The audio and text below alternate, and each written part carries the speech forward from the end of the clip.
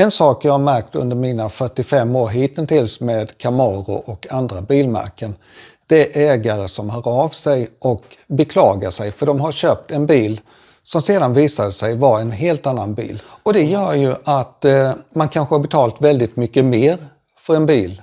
Det kanske också varit tvärtom att man har köpt en billigare bil som sen visar sig vara en väldigt sällsynt bil. Bilen jag har bakom mig på lyften, en Camaro 68. Den började en gång i tiden som en 6-cylindrig. Men när den kom till Sverige så hade den fått en V8 och såldes som en Supersport 350. Den hade då fått emblem med SS, 350-emblem och en hel del andra uppgraderingar. Hur vi avslöjar det här ska vi gå igenom alldeles strax. Och vi börjar med vimplåten. Om vi tittar på de första siffrorna här så kan vi se att det är 1, 2, 3 och ettan står för det en Chevrolet och 23 då att det är en Camaro med ursprungligen en lång sexa, en L6, alltså inte en V8. 37 står för att det är en coupé, 8 för att det är 1968 års modell och N för Norwood, fabriken där den byggdes.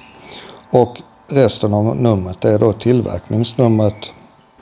Lyfter man sedan på huven och tittar på förarsidan mot torpedväggen så hittar man på de här bilarna en identifieringsplåt för tillverkningen av karossen som är gjord av Fisher. Och här kan vi då se att det står 04C överst till vänster, vilket innebär att den är byggd i april, 3:e veckan. Under så hittar vi 68 från 1968 års modell. Och här är då sedan en intressant sak som skiljer. Att det står 1, 2, 4. Och det kan då för många tolkas som att det är en V8. Men 1968 i alla fall så var det en skillnad att Body by Fisher de stansade 1, 2, 4 på alla sina bilar när det gäller Camaro 68. Så även 6-cylindriga bilar de hade en 2-4-kod. Därefter så följer 37 samma som tidigare då för att det är en coupé. Cabrioletterna de hade 67 även på VIN-numret och på code-taggen. Följande det är då en nummer för när karossen tillverkades och den här ska då inte stämma med VIN-numret. Då är det något allvarligt fel. Utan det är då när karossen byggdes. Däremot så finns det i tabeller att man kan se när karossen är byggd och jämföra med tillverkningen av bilen. Och då brukar det normalt inte skilja med 1-2 veckor, som högst kanske någon månad. Och skulle siffrorna vara allt för långt ifrån varandra, då är det något som är värt att undersöka vidare. För då kan det vara något fel att man till exempel har bytt vimplåten eller även den här bodytaggen. Ofta kan man se på en bodytagg att de här nitarna, de är lite speciella och inte vanliga popnitar. Vad kan vi mer läsa ut av bilens ID-plåt? Vi kan se att den har en trim som står för svart inredning, svart standardinredning i det här fallet. Och den har också en färgkod, paint, som är YY, vilket innebär att den här var då butternut yellow, både uppe och nere, så den hade alltså inget vinyltak. På vinylbilar så står det ofta en bokstav först och sedan en annan, eller siffra, ofta bokstav då, efter. Så att då kan det vara YA eller något liknande, vilket så skulle stått för att det var en vinyltak. Det är väl kort vad man kan säga om bodyplåten. En annan ganska vanlig sak på de här bilarna, det är att man har satt på en Rally Sport-grill, den här grillen som har dolda strålkastare.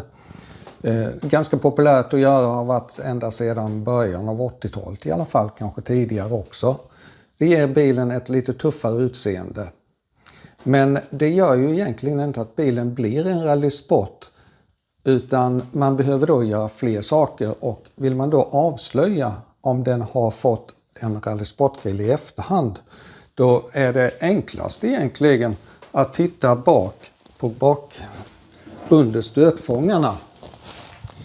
Då skulle det då varit uttag för backlampor här nere på båda sidorna. Vita backlampor.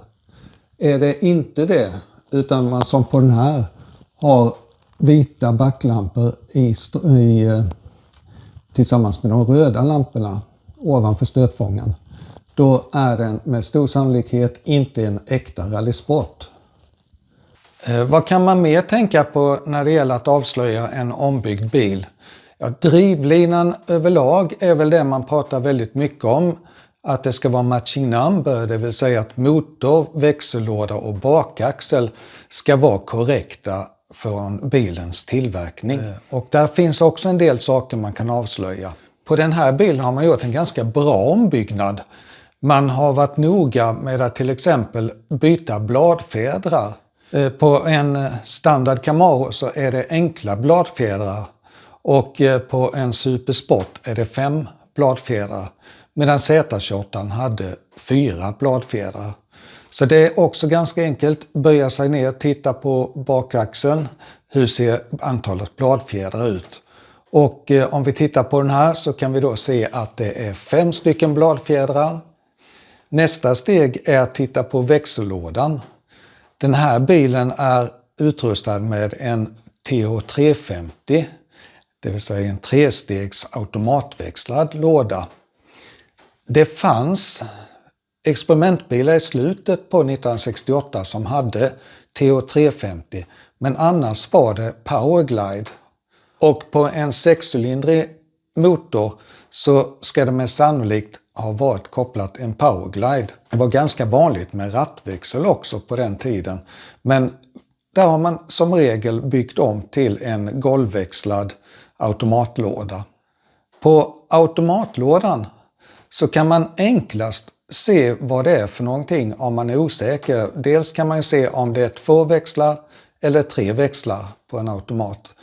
Är den 2-stegs så är det med sannolikhet en Powerglide och 3-stegs förmodligen en TH350-låda.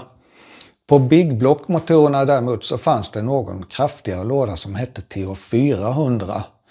Men man ser det väldigt lätt genom att titta under bilen på formen av tråget.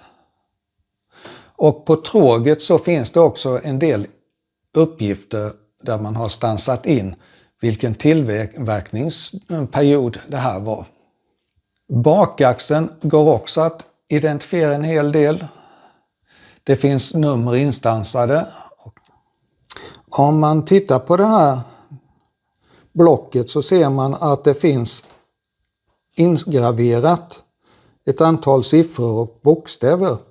Med hjälp av de här uppgifterna så kan man få en uppfattning om när blocket är tillverkat. Man kan också i bästa fall hitta VIN-numrets tillverkningsnummer, alltså det är bilens tillverkningsnummer.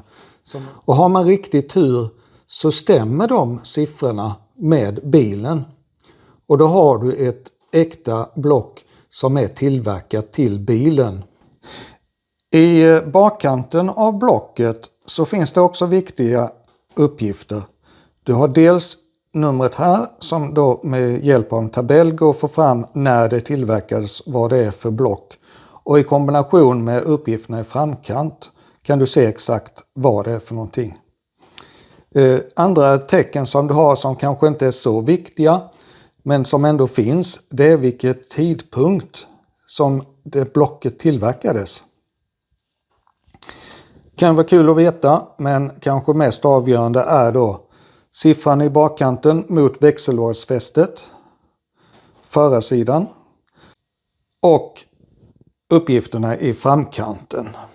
Så jämför dem och gå in på internet och sök så hittar du när blocket är byggt. Kontrollera sedan också topparna så att även de uppgifterna är korrekta. Med det här kan vi konstatera att med stor sannolikhet så har det varit en 6-cylindrig bil, men man har försökt bygga om den till att likna en Supersport, vilket den också sålde som i annonserna. En sak vi inte har pratat om i det här reportaget, det är dokumentationen av bilarna. Det finns protector plate och andra originalhandlingar på ett fåtal bilar, men ofta är de borta. De har gått förlorade mellan ägarbytena genom åren och därför har jag inte gått in på den saken. Men självklart finns sådana uppgifter, då är det väldigt värdefullt. Med den här genomgången så hoppas jag du har fått en liten tydligare bild av hur du kan avslöja en ombyggd Camaro och kanske slippa betala extra onödiga pengar för något som säljs för vad det inte är.